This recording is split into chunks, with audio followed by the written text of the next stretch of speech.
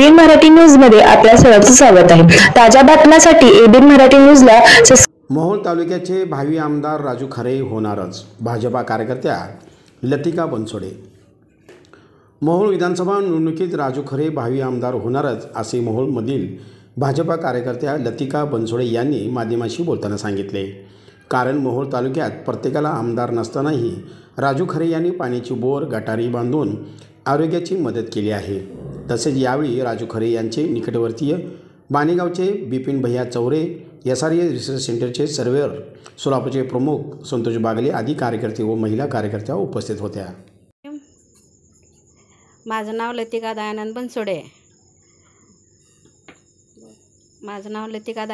राहणार मोहोळ।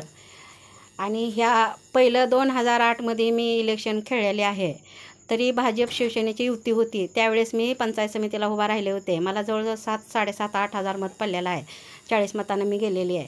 मग त्याच्यानंतर जे आहे मी एक ठामपणानं भाजपमध्येच आहे आणि भाजपमध्येच राहिलेली आहे। मी कुणाच्या मागं पडले नाही, कुणा रुपयाच्या मागं पडले नाही, मी कुणाची लाज लबाडी खाल्लेली नाही, कुणाला लबाड बोललेली नाही।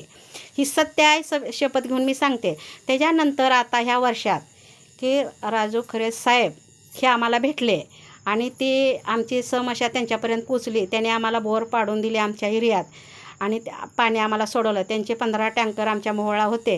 गल्लोगल्लीने पाणी त्यांनी पुरवलेलं आहे।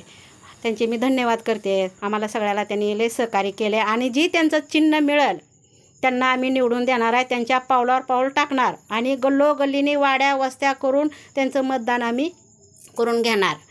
त्यांनी काय सांगेल साहेब, राजू साहेब, ते आम्ही करायला तयार आहोत। आपला आमदार झालाच पाहिजे आणि मोहोळला आमदार आम्हाला तसेच पाहिजे। राजू खरे साहेबच आम्हाला आमदार पाहिजे। धाडशी माणूस आहे, त्यांचा कुठला बिझनेस नसून काय नसून त्यांनी सहकुशीनं मनकुशीनं पदरून सगळ्याच समस्या सोडवल्या। काय त्यांचं काय कुठला टाटा बिरला नाही, पण त्यांनी सगळं मनकुशीनं सगळं त्यांचं दिलेलं आहे। त्यांनी सगळ्यांची कामं केलेली आहेत। अशीच प्रगती होऊन असंच त्यांना आम्ही आमदार आणून खुर्चीवर बसवू आणि हक्काने आम्ही त्यांच्याकडून कामं करून घेऊन आम्हाला आमदार तोच पाहिजे मोहोळला।